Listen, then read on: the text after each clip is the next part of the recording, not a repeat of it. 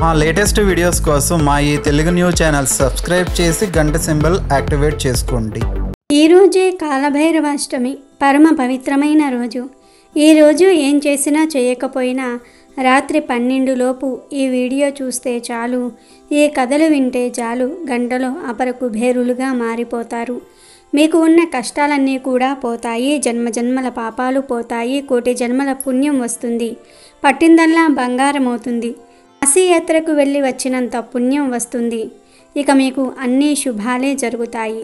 సృష్టి ఆవిర్భావం జరిగిన తర్వాత బ్రహ్మదేవుడు శివకేశవులను చూసి ఇలా అంటాడు, నేనే పరబ్రహ్మ స్వరూపిడిని, నేనే సృష్టికర్తను, మీరిద్దరూ నా ఆజ్ఞ ప్రకారం నడుచుకోవాలి అంటాడు. దానికి ఆ పరమేశ్వరుడు, బ్రహ్మదేవ, నీవు అలా మాట్లాడడం భావ్యం కాదు.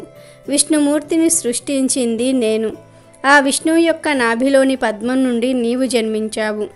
ఈ సృష్టి కార్యక్రమంలో నీకు తోడుగా ఉండడానికి సరస్వతీదేవిని సృష్టించి నీకు ఇచ్చాను. ఇదంతా తెలిసి నేనే సృష్టికర్తను అని ఎలా అంటావు? నీవు అహంకారంతో మాట్లాడుతూ ఉన్నావు. వేదాలన్నీ కూడా నేనే సర్వేశ్వరుడిని అని చెప్తూ ఉన్నాయి.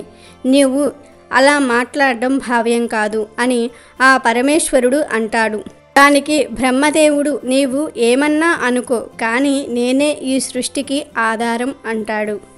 ఇక శివుడు వేదాలను పిలిచి, ఓ వేదములారా, త్రిమూర్తులలో మీరు ఎవరిని పరబ్రహ్మగా స్తుతిస్తున్నారో తెలపండి అని వేదాలను అడుగుతాడు పరమేశ్వరుడు. దానికి ఋగ్వేదం ఇలా అంటుంది, సర్వ జగత్తుకు ఆధారమైన వాడు పరమేశ్వరుడు. పరబ్రహ్మ ఆ మహాశివుడే తప్ప మరెవ్వరూ కాదు అంటుంది. ఆ తర్వాత యజుర్వేదం ఇలా అంటుంది, యజ్ఞ యాగాదులు, ధాన్యము, యోగము అన్నీ కూడా ఈశ్వరుడే అని చెప్తుంది.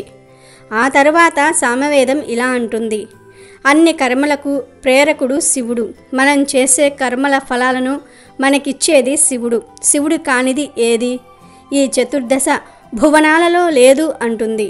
తర్వాత అధర్వణ వేదం ఇలా అంటుంది, దేవతలకు మానవులకు కూడా శాంతి సౌఖ్యాలు ప్రసాదించేవాడు శివుడు, అన్ని దుఃఖాలను పోగొట్టేవాడు శివుడు, తరింపచేసేవాడు ఆ శివుడు. ఈ సృష్టిలో అన్ని పనులు శివుని సంకల్పానుసారమే జరుగుతూ ఉన్నాయి. శివాజ్ఞ లేనిదే చీమైనా కుట్టదు. శివనామం, శివస్వరూపం మంగళప్రదమైనవి. మంగళరూపిణి అయిన పార్వతీదేవికి అర్ధ శరీరాన్ని ఇచ్చినవాడు శివుడు. అటువంటి మహాశివుణ్ణి పూజించటం శుభప్రదం అని అంటుంది. ఆ విధంగా వేదాలన్నీ కూడా చెప్పేది ఏమిటి అంటే ఆ 4 వేదములు ముక్త కంఠంతో ఇలా చెప్తాయి, ఓంకార రూపం శివుడు, 4 వేదములకు మూల పురుషుడు శివుడు. ఈ జగత్తంతా కూడా ఆయన సంకల్పానుసారమే పుట్టి పెరుగుతుంది. శివనామమే శివనాధారం, ముక్తికి మార్గం. చతుర్వద పురుషార్థ ప్రధాత ఈశ్వరుడే తప్ప మరెవ్వరూ కాదు అని చెప్పాయి. వేదాలు ఇంతగా చెప్పినా బ్రహ్మ వినలేదు. నేనే పరబ్రహ్మను, సృష్టికర్తను అని మొండిగా చెప్పాడు. దానితో ఆ మహాశివుడికి కోపం వచ్చింది. శివుడు రౌద్రమూర్తి అయి ఒక్కసారిగా హూంకరించాడు. ఆ హూంకారం నుండి భయంకరమైన రూపం కలిగిన ఒక పెద్ద శరీరం పుట్టి శివుని ఎదుట నిలుచుంది. అది ఆకాశమంత ఎత్తు ఉంది, 4 చేతులు ఉన్నాయి, 3 కన్నులు ఉన్నాయి. చేతుల యందు శూలము, గద, డమురకం, పుర్రె ధరించి ఉన్నాడు. పాముని జంధ్యముగా ధరించి ఉన్నాడు. అతను డమురకం మ్రోగించాడు. ఆ శబ్దానికి భూమి, ఆకాశం, అష్టదిక్కులు దద్దరిల్లాయి. ఆ శబ్దానికి అతను చిందులు తొక్కాడు. దానితో భూమి కంపించింది. అతని శరీరం పచ్చ కర్పూరంలాగా వెలుగుతుంది. ఆ భయంకర పెద్ద ఆకారం మహాశివుడికి నమస్కరించి, స్వామి, ఏమి ఆజ్ఞ అన్నాడు. అప్పుడు ఆ మహాశివుడు అతనితో, బ్రహ్మదేవుడు తమోగుణ ప్రభావం వలన వేదాలను ధిక్కరిస్తున్నాడు, అతని క్షమించు అంటాడు. ఆ భయంకర ఆకారం కలిగిన వాడు తన చిటికిన వేలి గోటితో బ్రహ్మదేవుని శిరస్సు ఒకటి తుంచివేశాడు. ఆ శిరస్సు వెళ్ళి తూర్పు దిక్కుగా పడింది. అదే బ్రహ్మ కపాలం. దానితో బ్రహ్మదేవుడికి తమోగుణం ప్రభావం తొలగి గర్వం అణిగిపోయింది. శివుని హుంకారం నుండి పుట్టాడు కాబట్టి ఆ ఆకారం ఎంతో భయంకరంగా ఉంది. ఆ ఆకారానికి ఆ మహాశివుడు కాలభైరవుడు అని పేరు పెట్టాడు. అప్పుడు ఆ మహాశివుడు కాలభైరవుని చూసి, కుమార, బ్రహ్మ శిరస్సు ఖండించావు కాబట్టి నీకు బ్రహ్మహత్యా దోషం అంటింది. ఈ కపాలం నీ వెంటే ఉంటుంది. నీవు కపాలిక వ్రతం అవలంబించి క్షేత్రాలన్నీ కూడా దర్శిస్తూ చివరికి కాశీపట్టణం చేరు. నీవు కాశీపట్టణ చేరంగానే బ్రహ్మహత్య పాతకం నీ కనుల ముందే భస్మం అయిపోతుంది. ఆ తర్వాత నువ్వు కాశీక్షేత్రంలో క్షేత్రపాలకుడిగా ఉంటూ నన్ను సేవించుకుంటూ ఉండు అంటాడు ఆ పరమేశ్వరుడు. ఇక బ్రహ్మహత్య పాతకమైన కపాలము వికృత రూపంతో ఎర్రటి బట్టలు ధరించి ఎర్రని కన్నులతో నిక్క బొడుచుకున్న వెంట్రుకలతో కాలభైరవుని సమీపించింది. ఇక భైరవుడు వేగంగా కదిలి వెళ్ళిపోయాడు. బ్రహ్మహత్యా పాతకం కూడా అతని వెనకాలే వెళ్ళింది. ఈ విధంగా కాలభైరవుడు క్షేత్రాలన్నీ కూడా తిరిగి చివరకు కాశీపట్టణం చేరాడు. కాలభైరవుడు కాశీపట్టణం చేరగానే ఆ కపాలం భగ్గున మండిపోయింది. ఇక కాలభైరవుడు గంగా స్నానం చేయగానే అతని శరీరం ధవల కాంతులతో మిలమిల మెరిసిపోతూ ఉంది. ఆ తర్వాత కాలభైరవుడు శివుని ఆజ్ఞ ప్రకారం కాశీ క్షేత్రానికి క్షేత్రపాలకుడిగా ఉంటూ భక్తులచే పూజలు అందుకుంటూ ఉన్నాడు. కాబట్టి కాలభైరవుని జన్మ రహస్యం గురించి శివపురాణంలో వివరించిన ఈ కథను కాలభైరవ అష్టమి రోజు చదివినా విన్నా చెప్పినా జన్మల పాపాలు పోయి కోటి జన్మల పుణ్యం వస్తుంది. ఎటువంటి పాపమైనా సరే, బ్రహ్మహత్య పాపమైనా సరే, ఎటువంటి పాపమైనా సరే తొలగిపోయి కోటి జన్మల పుణ్యంతో పాటు ఐశ్వర్యం సిద్ధిస్తుంది.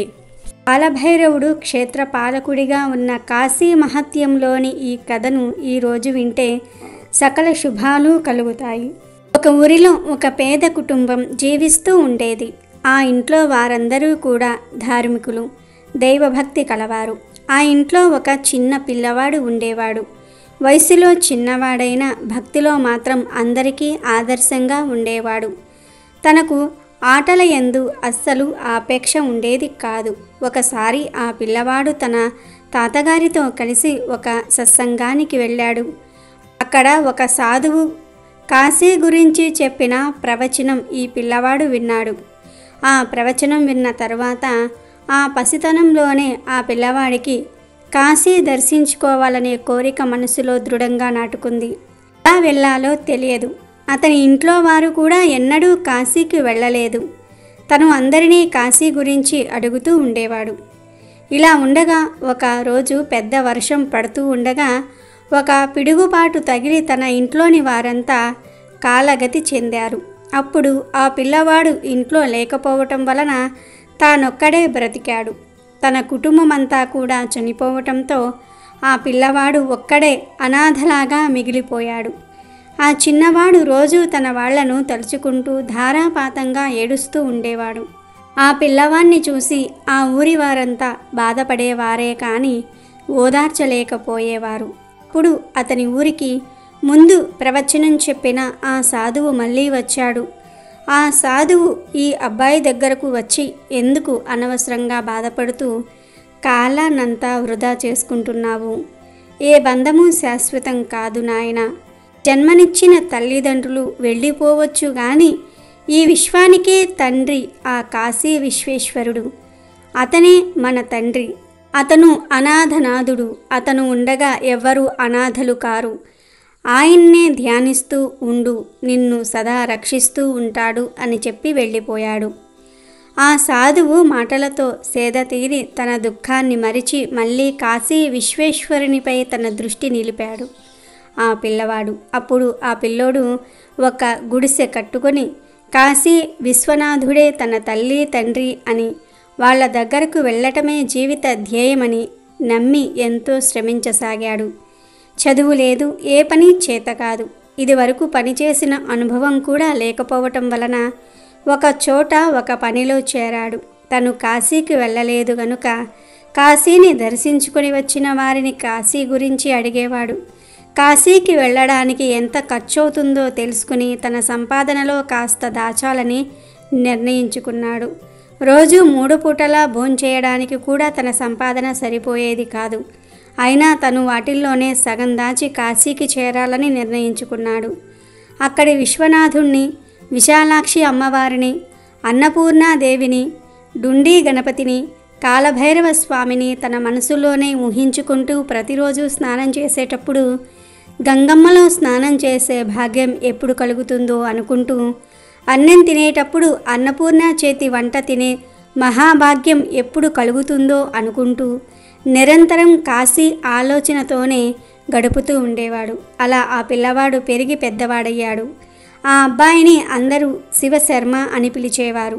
ఒకరోజు శివశర్మ తాను 20 సంవత్సరాలు ఎంతో కష్టపడి పొదుపు చేసి దాచుకున్న డబ్బులతో రేపే కాశీకి వెళదాము అనుకుని ఆనందంతో నిద్రపోయాడు. రాత్రికి రాత్రే అతని ఇంట్లో ఒక దొంగ తను దాచుకున్న డబ్బు దోచుకుని పోయాడు. ఉదయం లేచి కాశీయాత్రకు బయలుదేరుదాం అనుకుంటూ ఉండగా తను దాచుకున్న డబ్బు కనిపించలేదు. వేసిన గొల్లెం వేసినట్లే ఉంది. డబ్బు ఎలా పోయిందో అనుకుంటూ గుడిసంతా ప్రతి అంగుళం వెతికాడు. కానీ డబ్బు కనిపించలేదు. ఇక అతని బాధకు అంతే లేదు. తన ఆశలన్నీ అడియాసలయ్యాయని, శరీరంతో విశ్వేశ్వర్ని కలవలేను గనుక చనిపోయి అయినా సరే ఆ విశ్వేశ్వర్ని కలవాలని అనుకున్నాడు శివశర్మ. వెంటనే వెళ్ళి ఒక బావిలో దూకాడు. మునిగిపోతూ స్పృహ కోల్పోయాడు. తనకు స్పృహ వచ్చేసరికి ఒక గట్టు మీద ఒక ఆవిడ ఒడిలో పడుకుని ఉన్నాడు. ఆవిడ ఎవరో తెలియదు, ఎక్కడ ఉన్నాడో తెలియదు. ఆవిడ అతన్ని ఒక చోటుకు తీసుకుని వెళ్ళింది. అక్కడ ఒకతను ధ్యానంలో కూర్చుని ఉన్నాడు. అతను అప్పుడే ధ్యానం ముగిసి కళ్ళు తెరిచి ఈ కుర్రవాణ్ణి చూశాడు. అతని ఒళ్ళంతా భస్మం రాసుకొని జుట్టంతా ఎర్రగా ఉంది. జడలు కట్టిన జుట్టుతో ఉన్న అతన్ని చూస్తే శివశర్మకు తెలియని భక్తిభావం కలిగింది. వెంటనే స్వామి మీరెవరు అని అడగాలనుకున్నాడు.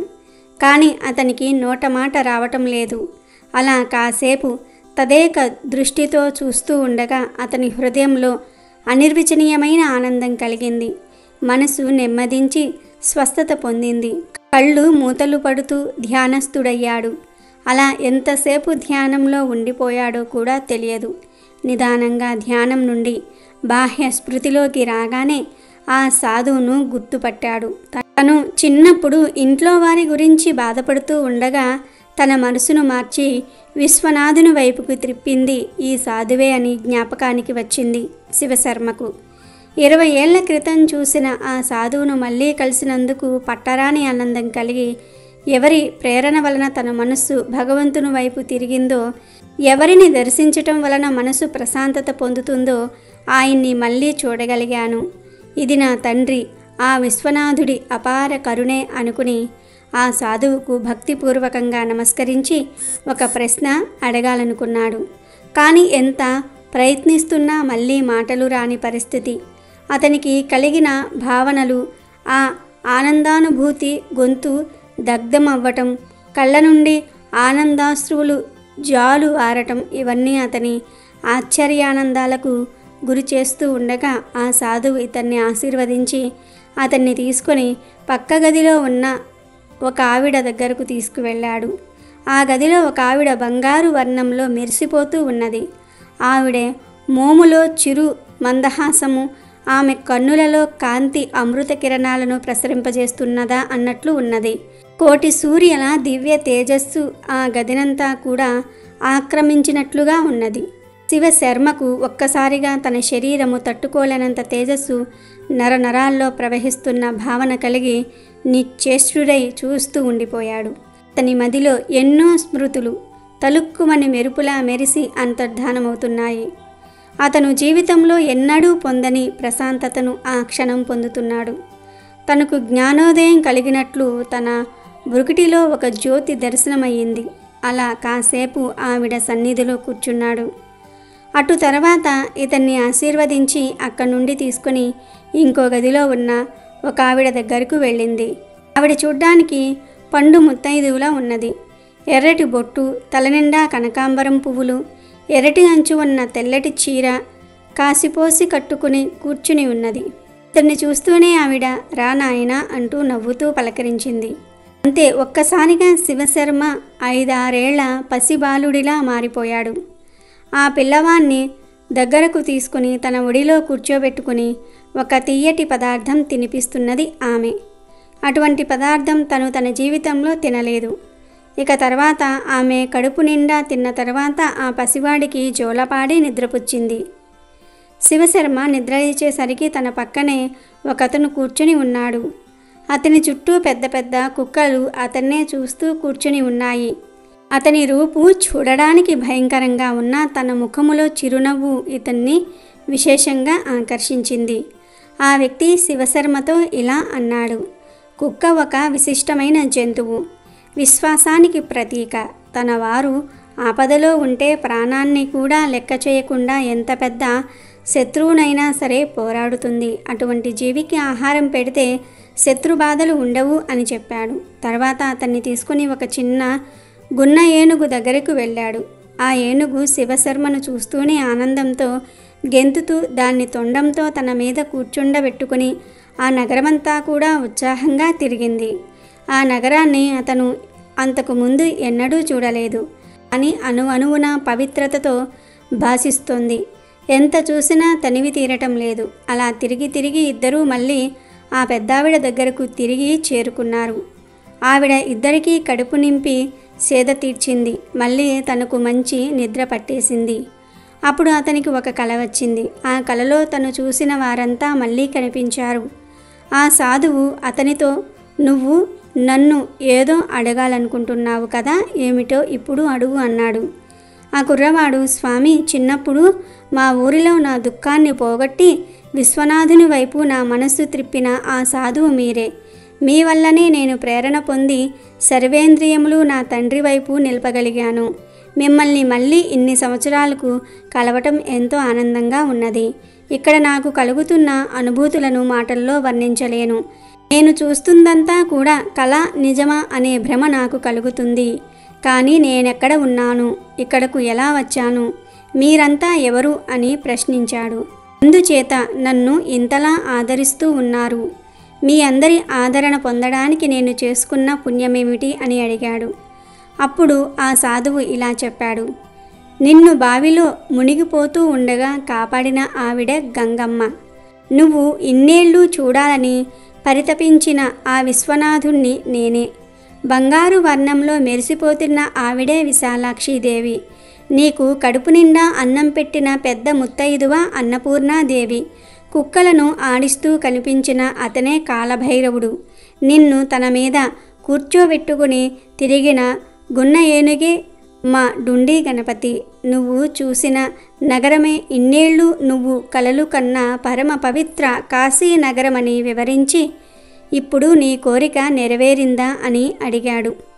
ఇక శివశర్మకు మిక్కిలి ఆనందం కలిగి ఆనందాశ్రులతో స్వామివారి పాదాల మీద వాలి స్తుతించి మళ్ళీ ఇలా ప్రశ్నించాడు: తండ్రి, నాకు చిన్నప్పుడు కనిపించింది.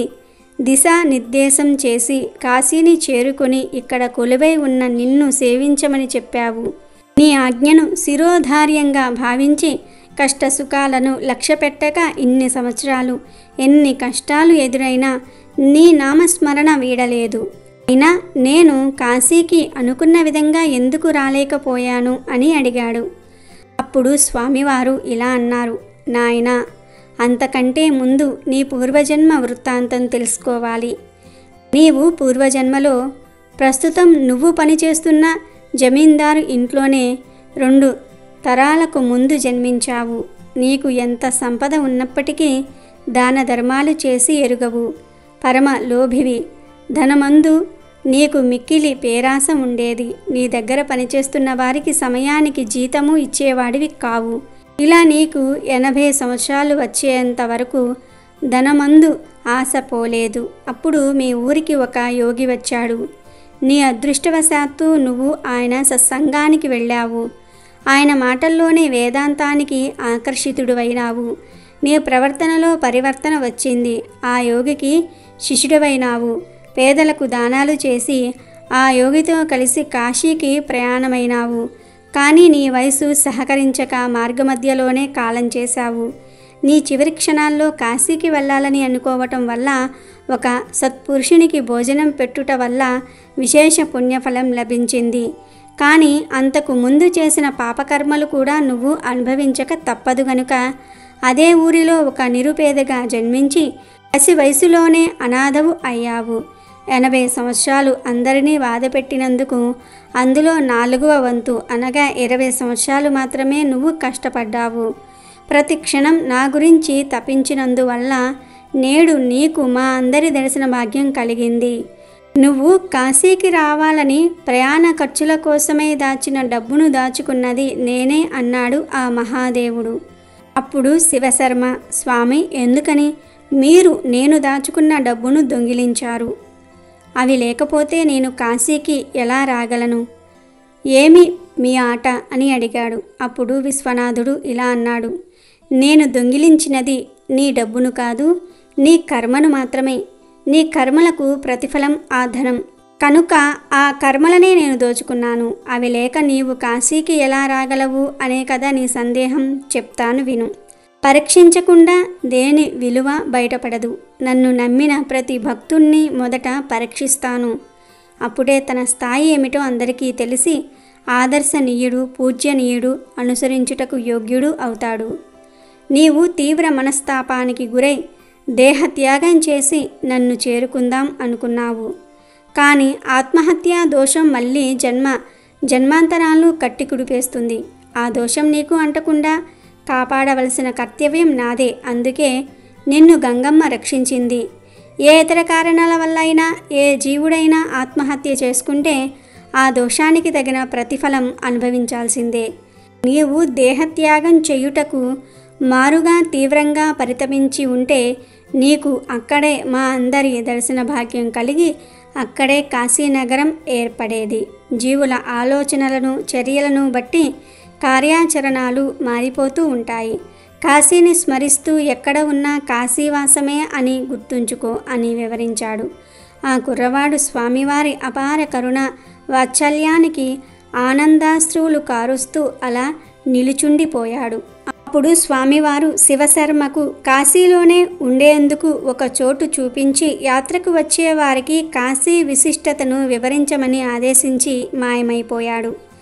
ఇక ఆ రోజు నుండి విశ్వశర్మ ప్రతిరోజు గంగా స్నానం ఆచరిస్తూ విశ్వనాథ, విశాలాక్షి, అన్నపూర్ణాదేవులను సకాలంలో దర్శిస్తూ కాలభైరవ స్వామి విశిష్టతను, కాశీ విశిష్టతను యాత్రికులకు వివరిస్తూ అవసాన దశలో శివైక్యం చెందాడు. ఆయన సమాధి ఒక ఘాట్లో ఉన్నది. అందుచేత కాశీని స్మరిస్తూ మనం కూడా మానసికంగా కాశీలోనే జీవించి తరిద్దాం. కాబట్టి ఈరోజు రాత్రి 12 లోపు ఈ వీడియో చూస్తే చాలు, ఈ కథలు వింటే చాలు. గంటలో అపర కుబేరులుగా మారిపోతారు. మీకు ఉన్న కష్టాలన్నీ కూడా పోతాయి. జన్మజన్మల పాపాలు పోతాయి. కోటి జన్మల పుణ్యం వస్తుంది. పట్టిందల్లా బంగారం అవుతుంది. కాశీ యాత్రకు వెళ్ళి వచ్చినంత పుణ్యం వస్తుంది. ఇక మీకు అన్ని శుభాలే జరుగుతాయి. అమెజాన్లో బెస్ట్ డిస్కౌంట్స్ కోసం వీడియో డిస్క్రిప్షన్లో లింకు ఉంది, చూడండి. అలాగే మా టెలిగ్రామ్ ఛానల్ సబ్స్క్రైబ్ చేసుకోండి.